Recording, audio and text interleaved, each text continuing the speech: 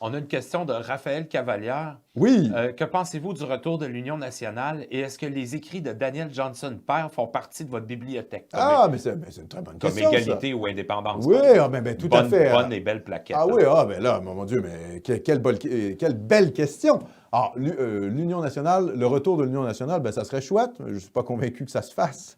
C'est-à-dire, on se posait la question, est-ce que la CAQ, et c'est un peu la nouvelle Union nationale, bon, sur certains aspects peut-être, sur d'autres pas mal moins. Il ne faut jamais oublier que l'Union nationale était tiraillée par divers courants, hein. Il y avait quand même un courant, disons, proche du monde de l'argent, qui freinait la tendance nationaliste. Ça, il ne faut jamais oublier ça. Alors, Daniel Johnson, oui, sa petite plaquette égalité et indépendance était très bonne.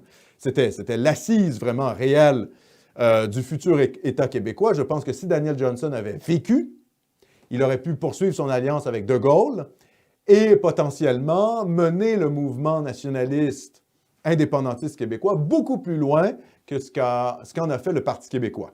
Parce que René Lévesque était un homme de gauche qui était pris dans ses lubies démocratiques, alors que Daniel Johnson, en étant un homme de droite, était plus proche du réel et plus proche des rapports de force. C'est notamment pour ça, moi, que je suis plutôt à droite. C'est parce que la droite me paraît moins enfermée dans des constructions idéologiques hors de la réalité, capable d'affronter le réel.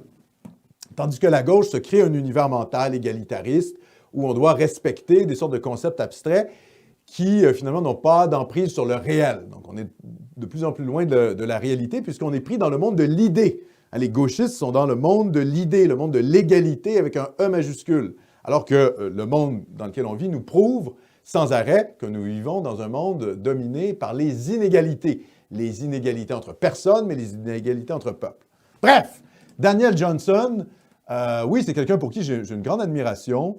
Je pense que son alliance avec De Gaulle aurait pu pousser le nationalisme québécois beaucoup plus loin. Je recommande à tous les souverainistes de lire sa plaquette « Égalité ou indépendance » parce qu'il a mis en mots là où étaient rendus les Québécois à ce moment-là.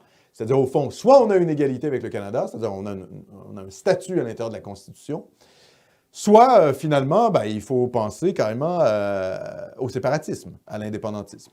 Et Daniel Johnson, sa mort, je pense, a été une sorte de tragédie politique pour le Québec. Alors, ça ne veut pas dire qu'il aurait réussi, mais je pense que l'Union nationale, sous sa gouverne, aurait pu aller beaucoup plus loin dans les intérêts nationaux des Canadiens français que l'a fait le PQ. Le PQ qui a, au fond, remplacé l'Union nationale comme parti nationaliste.